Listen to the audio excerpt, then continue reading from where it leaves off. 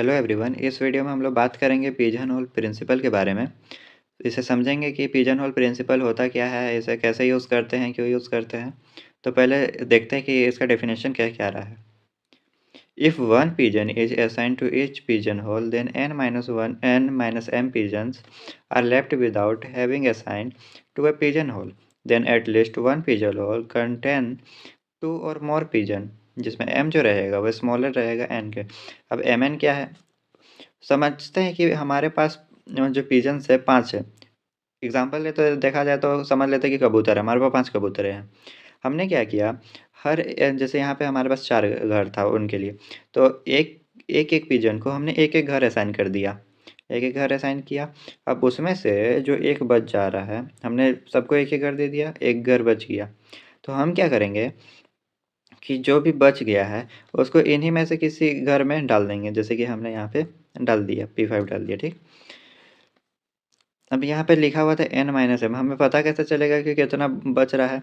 तो हम सिंपली क्या करेंगे, यहाँ पे तो सिंपली आपको दिख जा रहा है कि हाँ ठीक है 4 घर है और हमारा जो कबूतर था 5 था, तो एक को असाइन नहीं होगा। लेकिन इसे निकालने का तरीका ये है कि n में से हम m को माइनस करेंगे। n जो है वो नंबर से कि जितने हमारे पिजन्स है, तो n पे हमने डाल दिया कि हाँ हमारे पास 5 पिजन था, तो 5 पिजन यहाँ लिख दिया, माइनस m क्या हुआ, जितने हमारे पास घर है, 4 घर थे तो हमने 4 घर डाल दिया।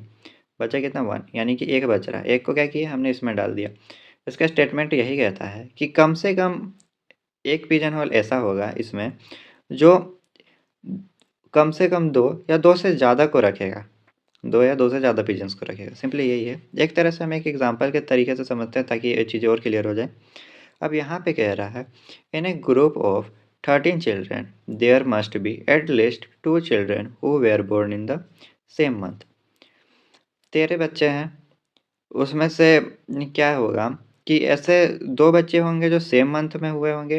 लाइक देखिए, हमारे पास 12 महीने होते हैं, ठीक। 12 महीने से ज़्यादा तो बढ़ नहीं सकता है। ऐसा थोड़ी है कि बच्चा 13 है तो महीना भी 13 हो जाएगा, ऐसा तो नहीं है।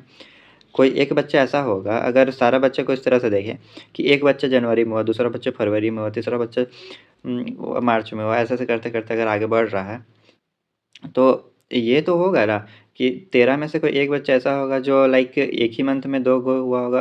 लाइक कोई होगा मान लो अक्टूबर में जिसमें 2 बच्चे हो गए, ठीक? उसको मिला के 13 हुआ।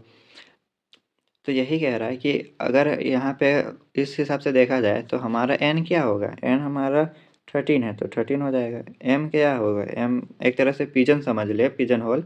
तो पिजन होल कितना होगा? 12, क्योंकि भाई वो एक तरह से देखा जाए तो पिजन होल है, तो वो चेंज नहीं हो सकता, हमारे पास उतना ही है। उसी के अंदर में ये सब आएँगे, ठीक? तो एक तरह से प्रोबेबिलिटी है ना कि हाँ, चलो एक में 2 गो रहेगा, एक में 2 रहेगा, बच्चा जो है बेबी 1, बेबी 2, बाकी इसी तरह चलते रहेगा, सब में 1-1 करके 12 तक। सिंपली यही था। आई होप आपको समझ आ गया होगा, बहुत सिंपल सा है। चैनल पे नए हैं तो प्लीज़ चैनल को सब्सक्राइब करिएगा, प्यारा सा कमेंट करिएगा कि हाँ समझ आ गया, लाइक करिएगा। बड़ा सिंपल सा टॉपिक था, मज़ेदार सा टॉपिक था।